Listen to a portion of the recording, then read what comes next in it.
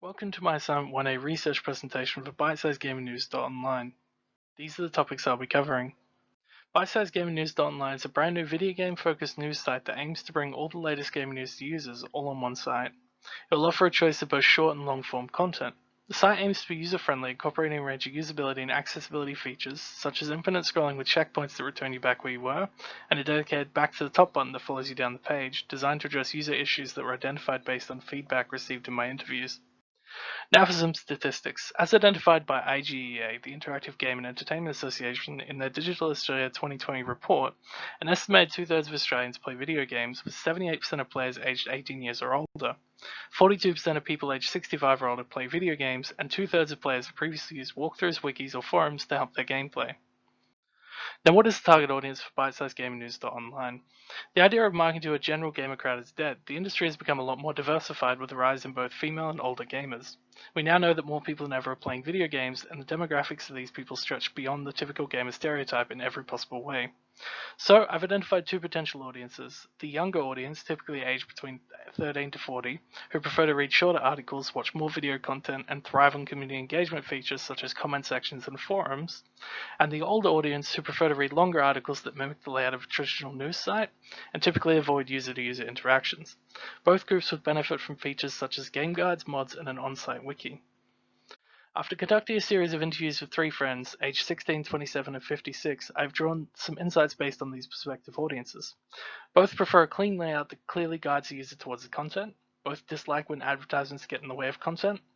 Both prefer sites that offer a wide range of content, and both notice usability issues such as infinite scrolling sites that don't return you to where you were when returning from an article. I've constructed a brief persona to go with these insights, as you can see here. These were the questions I used to conduct a series of 3 interviews with users of varying ages that all engage with similar websites to those I've identified as potential competitors. Here are a series of interesting results that arose from those interviews. Users were pretty quick to notice certain usability issues found on their favorite sites. I noticed that the younger participants, aged 16 and 27, have begun moving away from these sites for their news to places like Reddit, YouTube, and podcasts. Based on these results, I've come up with a series of site goals that will shape how I focus BiteSizedGamingNews.online. Finally, I've also set out some user goals that I believe align with my target audience. In this last section, I've identified 12 competitors I feel cover a range of gaming content.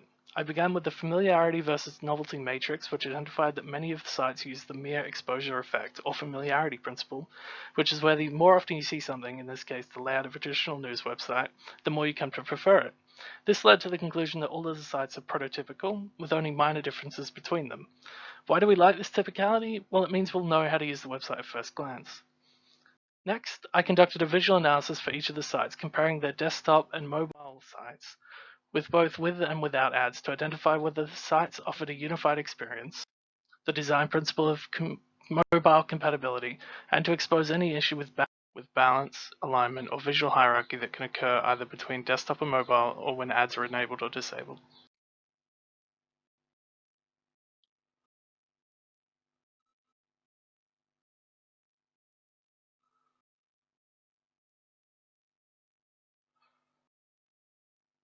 Finally, I conducted a competitor audit examining each of the site's features to identify what they prioritize, as well as build a potential feature list based on importance for BiteSizedGamingNews.online. Thank you for listening to my presentation.